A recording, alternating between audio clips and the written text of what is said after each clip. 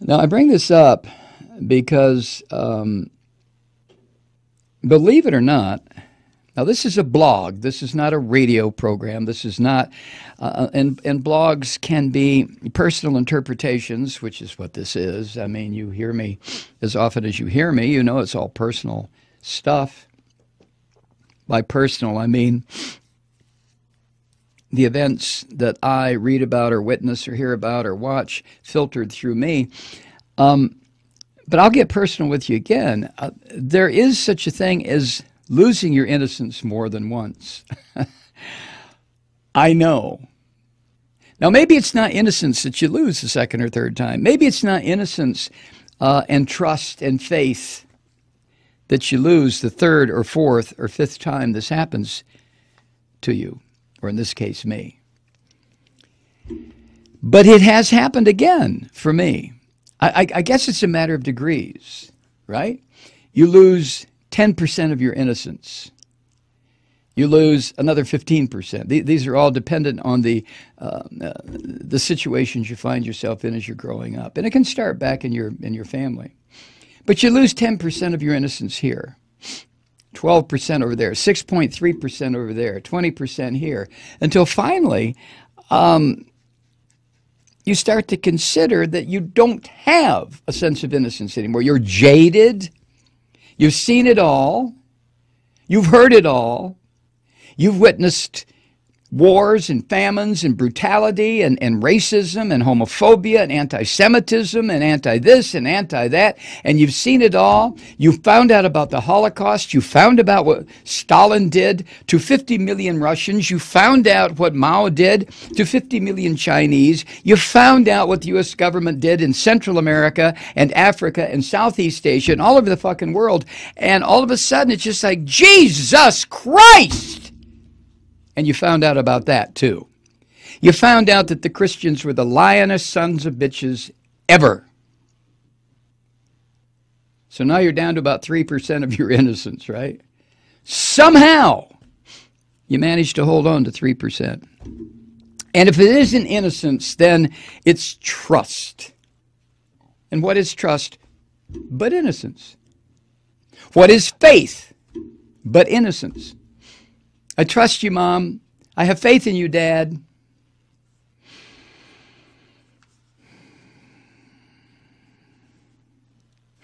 I think one of the things that I, maybe you, try to protect are those last little shards of innocence. Trust, faith, hope. You know they've been blown to hell. You can look around at you can go inside and look at the interior damage, and you can see a wasteland, broken dreams, broken hopes, blown faith, blown trust. But because you can see the shards and the pieces, you know that at one time it was a whole thing. It was a whole thing. Trust, faith, hope. So maybe you're down to that last 3, 4, 5%.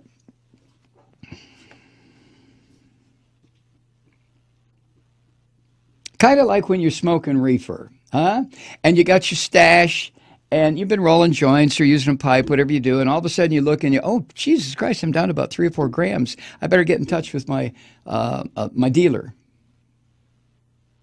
Maybe something like that. But you can replenish your bag of reefer. How in the hell do you replenish your hope? How do you, and that's the point, how do you go through that restorative process where your cynicism and mistrust and disbelief can be shuffled aside, pushed aside, and you reclaim innocence? Trust, faith. Well, the quick answer is you're out of your fucking mind, Malloy. You can't do that. You can't do it. Once it's gone, it's gone. No, it's not like dealing with your reefer dealer. Once it's gone, it's gone.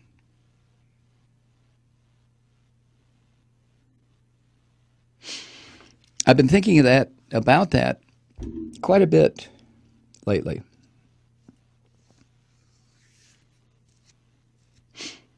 Like Ezra Klein, when I look back 16 years ago, I really thought I had hit bottom when I saw what what Bush and Cheney and the Project for New American Century and Bolton and all the rest of these neocon rat fuckers decided to go murder 1,000,000 Iraqis and as many other people as got in the way, and 5, 6, 7,000 American soldiers who had no fucking business going to Iraq for anything. But off they went because people like John Bolton, who is the new national security advisor, and Dick Cheney, that sick son of a bitch, and George Bush, who until Donald Trump was the most ignorant savage ever to occupy the Oval Office. So I thought I had really hit bottom 16 years ago. I still get emails occasionally from people that I haven't heard from in 15 years, 10 years, who say, Jesus, Malloy, I'm glad you were there. You helped me get through the Bush years. We've gotten a lot of those, haven't we, Kathy, over the years? And I never used to cuss back then either, at least not on the air.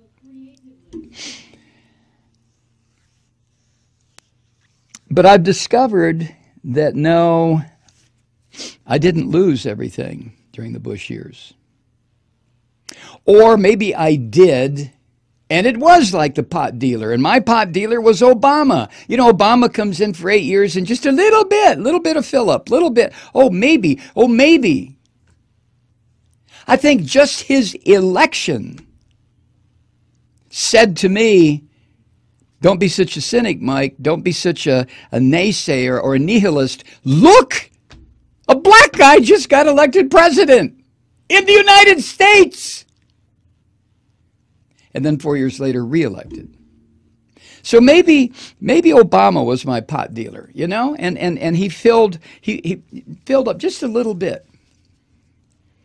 Just enough so that I knew at any given time, whoo, there's still a little bit of faith and hope and trust in there. Still a little bit of innocence.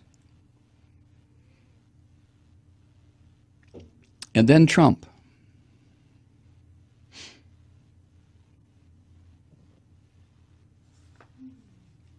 The Trump campaign, political campaign. And at the beginning, the sick, fucked up way the American media fawned over this animal. Oh, they loved him at the beginning, didn't they? Because, especially television, because he was what television wants. He was a loudmouth. No telling what he would do in any given moment. He couldn't talk right. He didn't have the vocabulary. His sentences were not sentences. His paragraphs were not paragraphs. He was a fucking clown. Oh, didn't media have fun with him at the beginning? And as that campaign went on, I had this rotten feeling like somebody had opened a valve in me. And what little restoration of faith and hope that came during the Obama years. And look, let me just digress a minute. I don't give a shit how bad Obama was on certain aspects of his governance. And a couple of times he was. I don't care about that. And if you're a cynical, liberal, Democrat, whatever the hell you are, and you're sitting there going, oh, Malloy, for fuck's sake, he wasn't that big of a deal. To me, he was. But I may come at it from a different perspective, from your perspective. So, back to it. I could feel like somebody had opened a valve. I started looking at Donald Trump, and I started saying, what the hell is going on here? Why is this piece of shit why is he even being given television time? But do you remember during the campaign, every time this useless Nazi bastard would give a speech, the cameras would just swarm around. MSNBC, you rotten fuckers, you're partly responsible for this. CNN, so are you. The Fox News sewer, who gives a shit? But the attention they paid to him, it got crazy. Every time he gave one of his phony-ass lying political speeches, the cameras were there. Even when he stood there and said, look at those fuckers back there at the cameras. They're liars. They're cheats. They're enemies of the American people. Next time he gave a speech, right back. You dumb bastards. You sons of bitches who run network television and cable television. Shame on you. And now the anchor people and the executives and all these fluffy-haired people sit around and talk about, ooh, isn't it awful? Well, you sons of bitches, you're partly responsible for it. This culture runs on mass media. That's who we are. What did Les Moonves say, the head of CBS? Yeah, well, Trump may be bad for the United States, but he sure is good for CBS. I can't think of a more cynical, irresponsible statement ever made in my lifetime by any member of the establishment media than that one. He may not be good for America, but he's sure good for CBS.